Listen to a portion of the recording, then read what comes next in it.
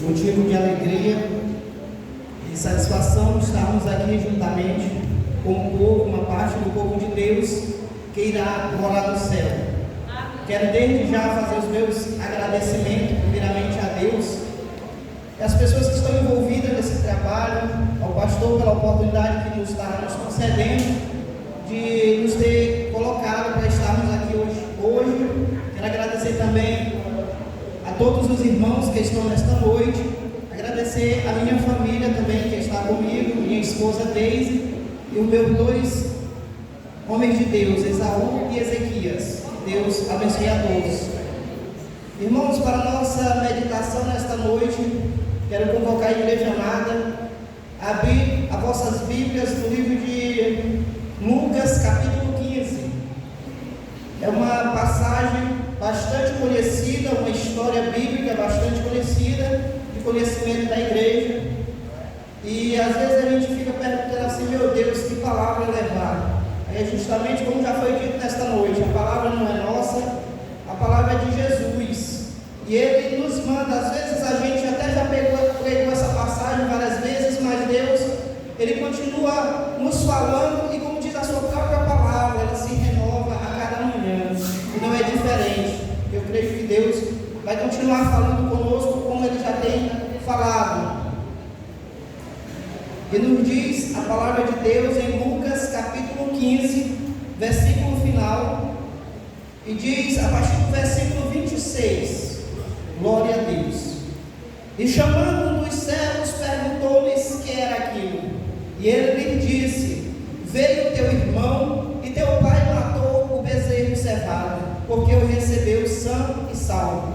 Mas ele se indignou e não queria entrar. E saindo o pai, estava com ele. Mas respondendo ele, disse ao pai: eis que te sirvo há tantos anos, sem nunca transgredir o teu mandamento, e nunca me destes um cabrito para alegrarmos com os meus amigos. Vindo, porém, este teu filho, que desperdiçou os teus bens com as meretrizes, mataste-lhes o bezerro cevado. Este lhe disse: filho, tu sempre estás comigo, e todas as minhas coisas são tuas. Mas era justo alegrarmos-nos e folgarmos, porque este teu irmão estava morto e reviveu, tinha-se perdido e achou-se. Meus queridos, nesta noite, quero eu falar um pouco a respeito dessa passagem que é bastante conhecida dos irmãos, a passagem do filho pródigo, e tem uma temática nesta noite. Me passaram que seria culto de evangelismo, culto livre, e então, guiado pelo Espírito Santo, fui eu nessa passagem, e Deus tem me tocado no coração para repassar para a igreja. Eu queria que a igreja repetisse comigo e dissesse assim: de braços abertos para receber o meu irmão. Entendemos aqui nessa primeira parte que eu falei, não foi fácil aqui essa situação. Vemos o momento que o pai está fazendo um banquete para seu filho mais moço que chegou, e quando ele está fazendo esse banquete, que ele oferece essa grande festa, diz aqui que o filho mais velho chega na casa. Quando esse filho mais velho chega, ele fica indignado porque o pai dele está oferecendo uma festa. E Deus tem tocado no meu coração e falado que às vezes a gente na igreja, querendo ter razão, querendo ter motivo de sobra, muitas vezes alguém por ter errado, por ter caído, por ter se distanciado de Deus, muitas vezes ao invés da gente ser aquele braço amigo, aquela pessoa que possa fortalecer, aquela pessoa que possa ajudar a trazer de volta, ao invés disso, a gente, não todos, mas a maioria das vezes a gente age por encalço, pelo ato, às vezes, de besteira, alguma coisa errada. Às vezes a gente deixa o inimigo nos usar, e ao invés de a gente ajudar aquele que caiu, a gente termina acabando de matar. E eu tenho feito muitos trabalhos nessa questão de evangelismo, e o que mais as pessoas têm me falado, têm me tocado quando eu estou pregando para aquelas pessoas. Muitos me dizem: amigo, eu estou nessa situação porque muitas vezes eu precisava simplesmente de uma palavra de apoio. Eu precisava de alguém que dissesse: eu sei que você errou, mas quem te julga não sou eu, quem te julga é Deus. Porque errar, irmãos,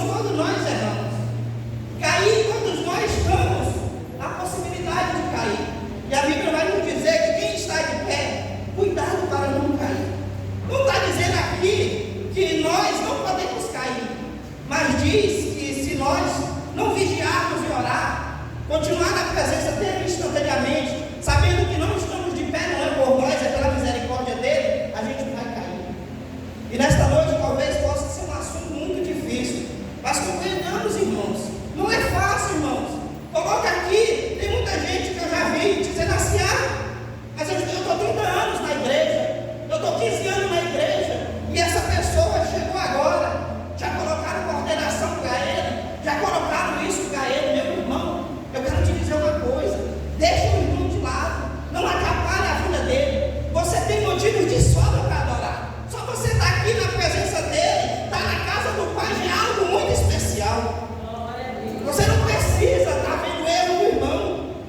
Irmãos, eu digo uma coisa: é muito melhor você ser um braço amigo, um braço que se estende para alguém que caiu, do que ser alguém que ajudou a pessoa a ir parar no inferno. Irmão, sábado retrasado, estava eu ali na praça do Primavera pregando para um drogado. Quando aquele drogado disse: eu quero sim aceitar Jesus, oremos por ele ali, e fiquei sem mãos atadas, de mãos atadas, porque eu não tinha assim uma assistência, condição financeira estava difícil, e eu orando lá, o Espírito Santo me disse: mas fala do meu amor para ele, fala da minha palavra, porque isso que salva, isso que cura, que muda as pessoas. E ele disse: prega simplesmente a minha palavra. Então, irmãos, não podemos dizer assim: é porque a gente já está na igreja há muito tempo, o pastor só tem que fazer isso comigo, o meu pai tem que me honrar. Irmão, saiba de uma coisa, que você não precisa mais disso.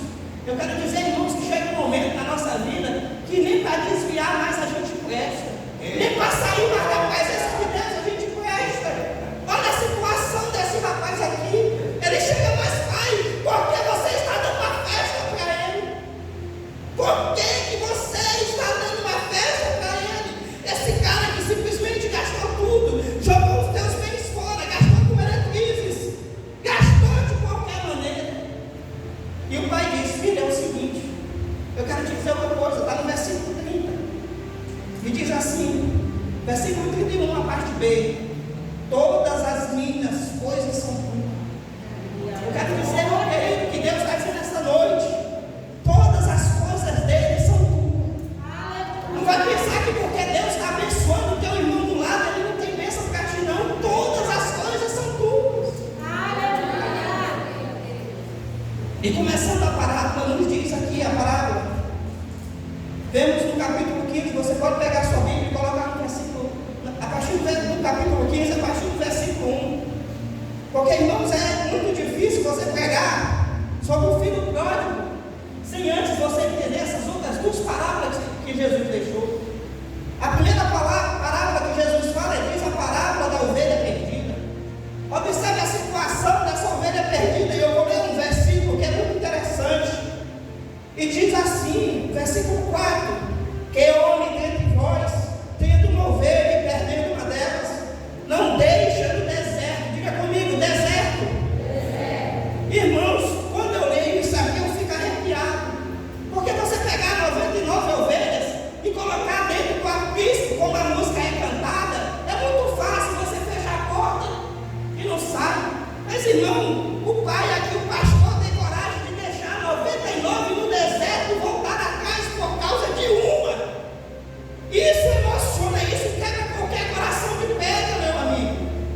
Porque quando ele está cantando lá, dizendo que o pastor deixou as ovelhas para o risco, é lindo, é bonito. Mas, meu irmão, a Bíblia, a verdade, diz que ele deixou no deserto. Você acha que no deserto tem cerca ali para elas ficar paradinhas? Não tem. Eu fiquei pensando: meu Deus,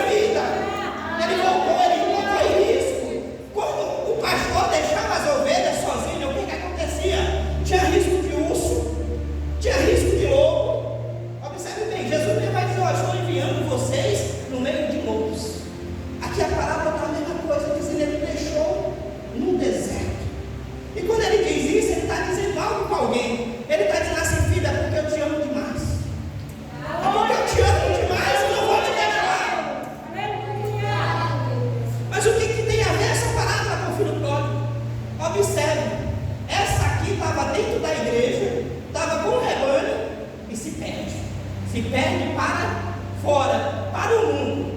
E eu perguntando, lendo aqui, perguntando ao Espírito Santo, e dizendo, mas como é que essa ovelha pode se perder? Às vezes pelo cuidado do mundo, pelas preocupações de não querer andar junto, às vezes de querer se afastar, às vezes de se afastar de eu vou dar uma voltinha no mundo ali, como Diná, filha de Jacó, fez. Não, eu vou dar uma passeadinha ali. E os irmãos vão saber a história depois, os irmãos já leram em Gênesis 38. Os irmãos vão entender essa história e vai ver aqui que quando a pessoa se afasta do caminho, se afasta de Jesus, não vai acontecer nada de bom. Infelizmente só vai acontecer coisa ruim. E não é diferente aqui. Ela se afastou do rebanho. Mas o que é que o bom pastor faz? Ele deixa as 99 e vai atrás. Ele está dizendo para alguém, mesmo que você tenha se afastado, saído da minha igreja, ele usa alguém para ir lá atrás buscar.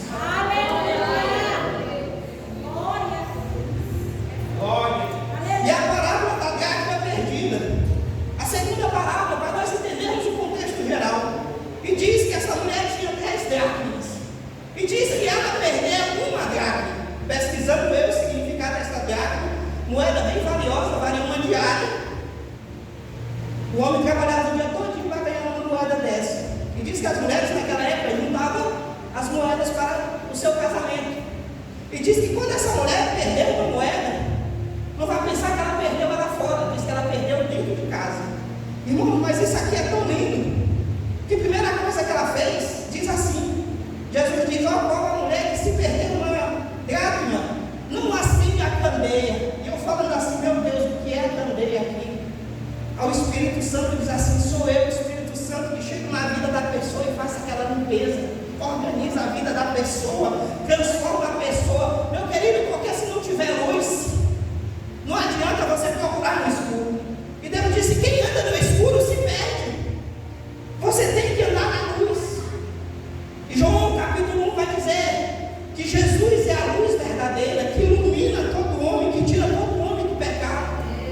E diz que ele veio para clarear. E a primeira atitude que essa mulher fez, ela pega a candeia, coloca no alqueire, na parte de alto, de cima, igual o crente tem que ser. Às vezes pode até dizer, o crente quer aparecer, o crente só fala de Jesus, meu irmão. Lamparina escondida não clareia. Não adianta eu pegar essa luz e colocar atrás da parede lá, não vai adiantar, ela tem que clarear. E é isso que Jesus está dizendo. Olha, primeira coisa, o meu espírito tem que clarear a vida das pessoas. Segundo, ela tem que varrer a casa. Ela tem que fazer uma limpeza, porque você vai procurar algo precioso na bagunça, você não encontra. E eu perguntando assim, meu Deus, por que às vezes a gente está com o celular na mão, aí a gente se distrai e acaba perdendo o celular. Se você for procurar de cabeça quente, você não acha. Agora, se você se sentar, se acalmar, meu irmão, pode crer que você vai encontrar. E é justamente isso que acontece com a mulher. Se antes ela não estava limpando a casa dela, agora ela teve que varrer. E quem vai à casa tem que organizar. Não tem como você estar com a casa toda bagunçada e você vai varrer. Não tem como. Você tem que tirar a cadeira, tem que tirar o sofá. E é justamente isso. Deus organiza a vida da pessoa. E por último, diz que ela busca com diligência, com cuidado, em cada canto. Onde foi que eu errei? Será que eu parei de orar? Será que eu parei de ler a Bíblia? Aí Jesus vai dizer, não pare de orar, não pare de ler. Não é porque você quer ser melhor do que alguém, é porque quanto mais você pega essa Bíblia aqui e lê, você se aproxima do dono dela. Irmãos, é o único livro do mundo que você lê, o próprio autor diz assim, é aqui, ó, é desse jeito, não é do teu jeito não, é do meu jeito. Então, veja aqui que tem crente que às vezes se perde dentro da igreja. Tem muitas igrejas, irmãos, que é cheia, que é multidão, mas tem muita gente que não sabe nem o sentido da vida. Tem muita gente que você chega e diz, por que que Jesus é o teu Salvador? Tem gente que não sabe responder, por que que você vem para a igreja? Será que não é só um ritual? Será que não é só um ato que você já aprendeu, já acostumou? Glória a Deus, porque quem sabe aí o motivo pelo qual Jesus um dia morreu, salvou naquela cruz do Calvário ali. E diz que esse daqui se perdeu dentro de casa. E o terceiro e último, para concluirmos a palavra do filho pródigo. Irmãos, quando lemos essa história,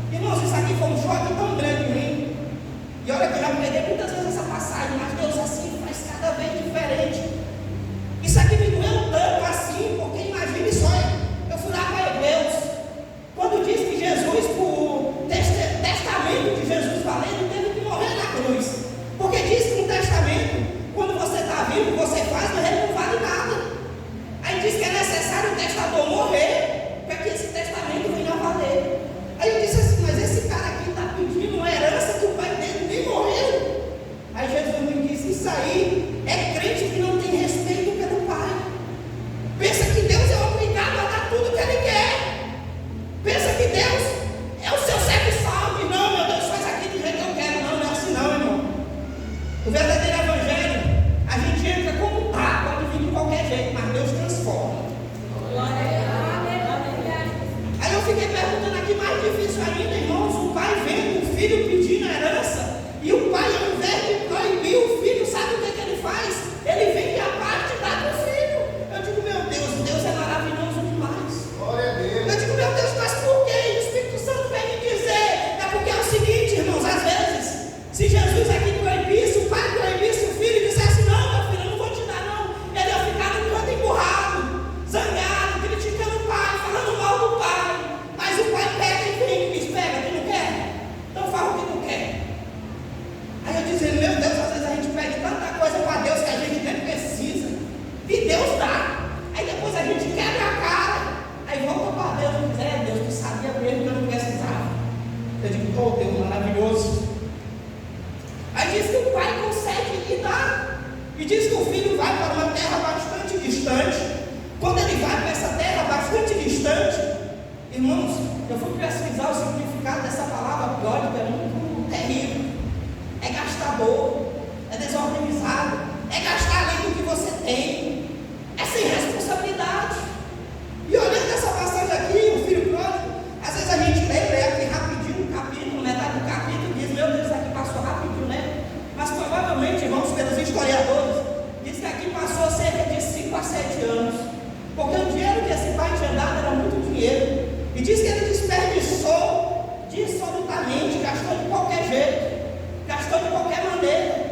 Irmãos, mas eu sempre digo uma coisa, quando o crente não tem responsabilidade, quando o crente não quer andar direito com Deus, sempre Deus vai dar uma cordinha para ele se arrebentar.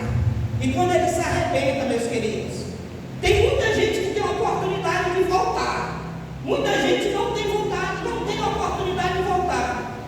Conheciam muitos crentes dessa igreja aqui, daquele lado ali, conheci muitos crentes que brincaram demais com Deus e não tiveram chance de voltar. Esse filho aqui teve, diz que quando chega a situação que a terra tem uma grande fome, esse rapaz, no versículo 17, e diz que ele tornando em si, observe bem essa palavra, tornando em si, não é Deus que obriga ninguém a vir para o seu caminho, é a pessoa que tem que reconhecer que precisa do pai.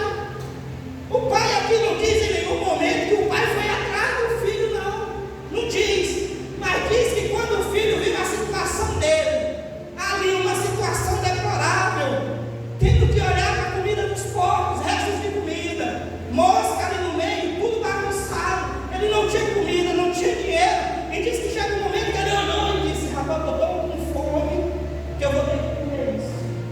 Aí ele pensou e diz o seguinte, que tornando em si, ele pensou, ele disse, rapaz, na fazenda do meu pai, até o empregado menorzinho, eu estou parafraseando, tem comida na mesa. E eu aqui que sou filho dele, estou passando necessidade. Irmãos, aqui que entra o arrependimento. Quando Deus trabalha na vida do crente, da pessoa que está desviada, da pessoa que não é crente, ele faz desta maneira. E diz que ele, voltando em si, ele disse, rapaz, sabe o que eu vou fazer? Eu sei que o meu pecado é gravíssimo, eu pequei contra o céu, pequei contra Deus, pequei contra meu pai, mas eu vou fazer algo. Ele disse, eu vou voltar para a fazenda do meu pai, e quando eu chegar lá, eu vou dizer, não preciso ser mais seu filho, mas pelo menos tem um espaçozinho aí como empregado. Irmãos, o jeito que Deus trabalha é tão maravilhoso, que quando você entende a graça dele, você não vai nem com o negócio de dizer, eu quero ser o melhor filho, quero ser o mais chegado, não. Você só quer estar junto do pai, você só quer estar na casa do pai, porque você sabe que tem comida, tem bonança para todo mundo. Irmãos, e mais na frente, para concluirmos o livro de tudo isso, observe bem, irmãos, que diz que quando eu li no começo, teve um boi cevado. Eu fui pesquisar algo a respeito do boi cevado. É muito lindo isso, o boi cevado, para ele ficar cevado, diz que tira ele de junto dos outros, para ele não comer mais besteira, coloca ele separado, dá uma comida separada para ele engordar. Eu digo, meu Deus, tem algo especial para alguém. Aí eu pensando assim, aí ele coloca o boi cevado e diz que o pai estava na porta de casa, que quando ele viu o filho dele de longe, filho todo rasgado, roupa toda rasgada. Irmãos, talvez muita gente poderia dizer: agora tu quebrou a cara, tu vem, né? Irmão, mas esse pai aqui, a mesma coisa de Deus, estava de braços abertos. Diz que ele estava de braços abertos para receber o filho.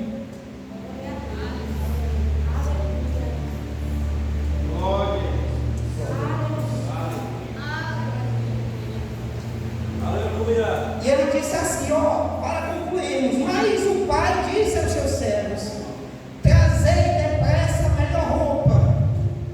Irmãos, isso aqui, para quem não entende o evangelho, o amor de Cristo, talvez não signifique nada, mas para quem sabe do amor de Deus, o que Deus fez por cada um de nós, vai entender que isso aqui é algo muito especial.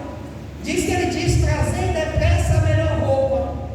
Aí ele diz assim: mas só trazer a roupa? Não, ele diz: vestido. Ponde-lhes um anel na mão e sandálias nos pés. Sabe o que Deus estava fazendo aqui? Diz: filho. O filho já sabia que ele não merecia nada, mas ele estava dizendo para o filho aqui: filho, você errou, mas eu espero que você tenha aprendido a lição. A Bíblia aqui não diz o que o filho falou, mas antes eu li que ele estava dizendo que ia falar, que tinha pecado, que errou. Provavelmente ele falou essas coisas, pediu perdão, mas o pai não tinha direito mais de querer ele. Mas o pai estava de braços abertos. E talvez o pai poderia simplesmente colocar ele como empregado, como ele queria. Mas ao invés disso, na cultura judaica, diz que quando o pai pegava um anel e colocava na mão do filho, não estava dizendo simplesmente que aceitava ele de volta, mas estava dizendo: filho, tu nunca saiu do meu coração. Filho, tu nunca saiu da minha presença. Filho, tu nunca precisava te afastar, mas eu sei que era necessário tu passar por todas essas lutas, todas essas provas, para tu entender que longe de mim tu não consegue nada.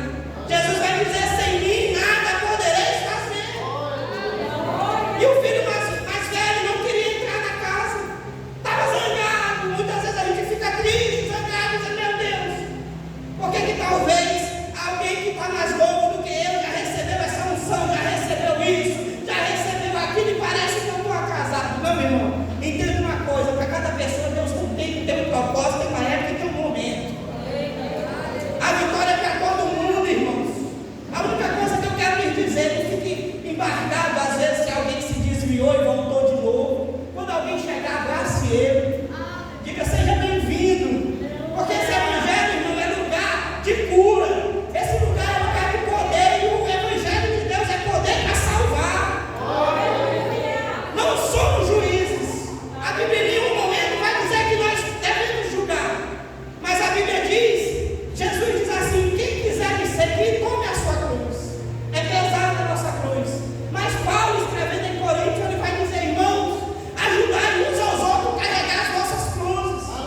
Paulo já está fazendo diferente, não que ele está mudando o evangelho, mas ele está dizendo: tem gente que parece que passa por cama, mas não mostra.